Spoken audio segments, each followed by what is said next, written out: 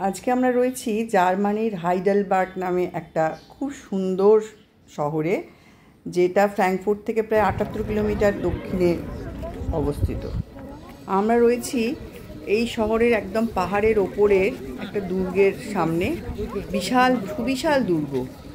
আর নিচে দেখা যাচ্ছে শহরটা। এই হচ্ছে নেকার নদী। এই যে শহরটা নেকার নদীর তীরে অবস্থিত। দুর্গে যাওয়ার আগে এই জায়গাটা পাহাড়ের ওপর, কিন্তু কি সুন্দর সমতল একটা জায়গা, পুরো সবুজে ঘেরা, খুবই সুন্দর দেখতে লাগছে।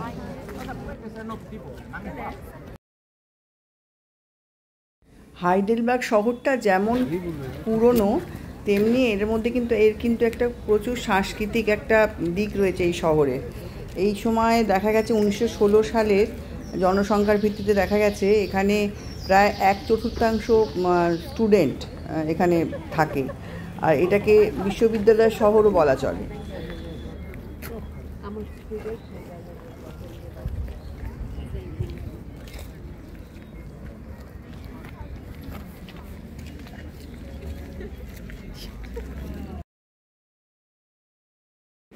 এই হচ্ছে দুর্গটা, শুরু হলো দুর্গ। বেশ কিছু জায়গা অনেকটাই ভেঙে গেছে, আর কোনো জায়গায় রিপেয়ার করা হয়েছে। এখানে সব ডিউক বা রাজারা সব থাকতেন। এই জায়গাটা ভেঙে গেছে, খুব বেশি দিন হয়নি এখানটা ভেঙে গেছে। আর সব জায়গাতেই লেখা রয়েছে, কিন্তু সেগুলো সবই ফ্রেঞ্চ ল্যাঙ্গুয়েজে লেখা।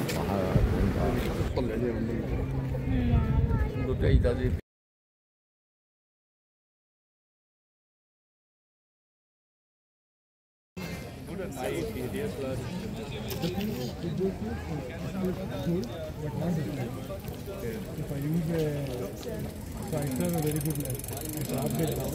I will like 500 euro down. Then this will discount. So I didn't want to invest in that. Getting it repaired also was good. Yeah, but I wanted to find myself by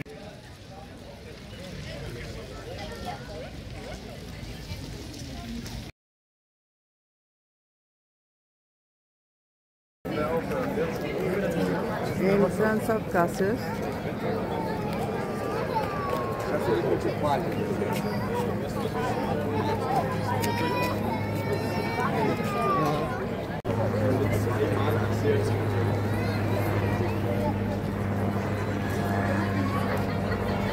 এটা হলো একটা restaurant, সামনে এবং ভেতরে বসার জায়গা রয়েছে। উপর থেকে অপূর্ব লাগছে শহরটা, মানে আমি ছবিটাতে কতটা ধরতে পেরেছি জানি না, কিন্তু দেখতে অসাধারণ লাগছিল। পাহাড়, নদী সব মিলিয়ে অসাধারণ।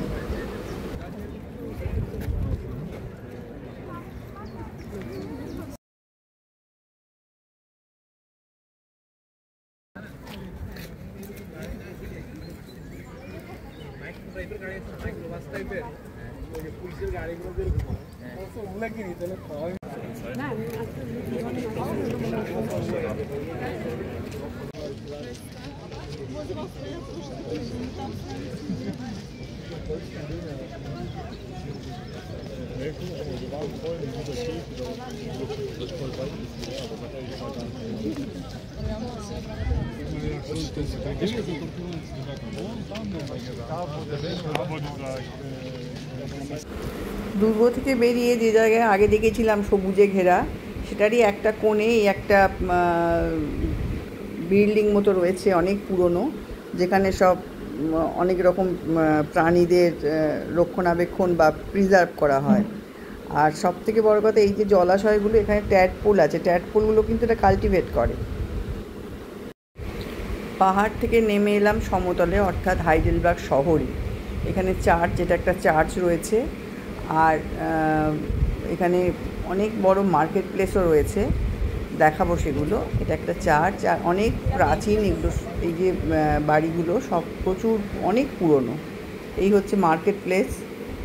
এখানে মার্কেট মানে এখানে কিন্তু প্রচুর হোটেল, দুদিকে শুধু সারি সারি হোটেল, লোকে বিয়ার আর ফ্রাই নিয়ে বসে যায়, নানা রকম খাবার দাবার নিয়ে।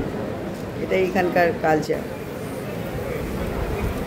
শুধু এখান নয়, সমস্ত ইউরোপিয়ান কান্ট্রির এটা কালচার। আমি যে কটা জায়গায় গেছি, প্রচুর রেস্টুরেন্ট আর সামনে ভেতরে বসার জায়গায় সব লোকজন বাইরে বসাটাকেই বেশি প্রেফার করে।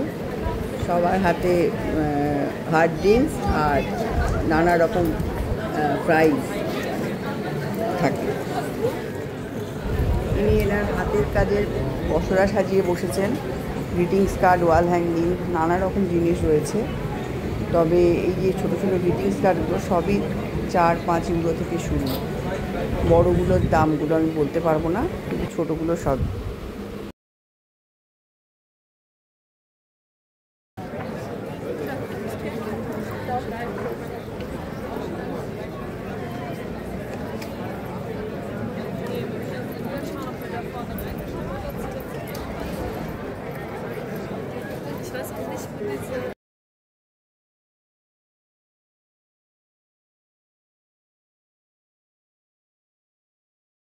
আমরা চলে এলাম নেকার নদীর ধারে।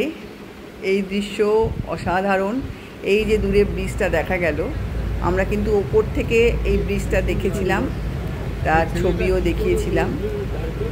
খেয়াল করে দেখতে হতো আর কি, অতগুলোর মধ্যে তো এখানটাও অসাধারণ সুন্দর। জলের মধ্যে নানা রকম অ্যাক্টিভিটিস, একটি ছেলে জলের মধ্যে স্কেটিং করছে, সেটাও দেখবার মতো।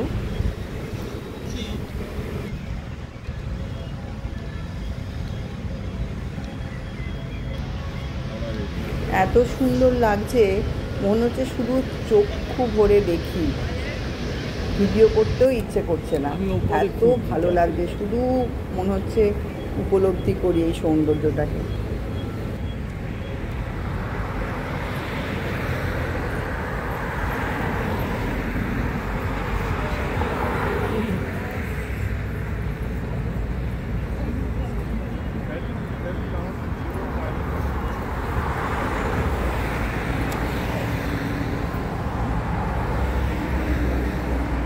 এই দিকটাই এসেছিলাম কাছে।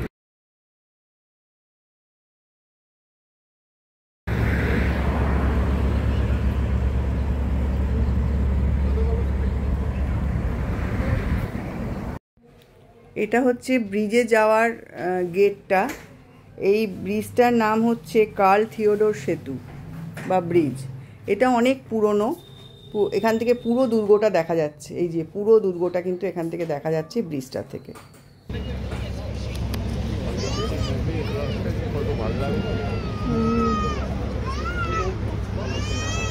পুরোটা দেখা যাচ্ছে, দেখ।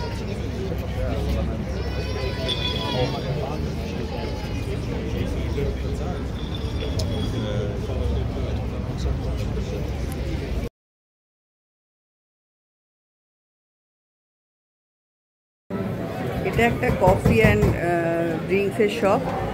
তোমরা কখনো গেলে এখানে ট্রাই করতে পারো, Turkish coffee shop.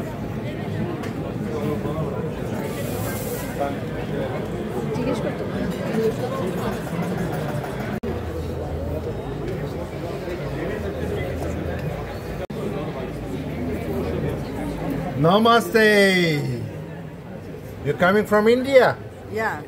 Last week, Mr. Amman to me and drink my coffee. Mr. Shah Rukh Khan is my best friend. Oh. Say hi to him from us. It's very important by mocha. You have to wait a little bit because the coffee powder has to go down, settle.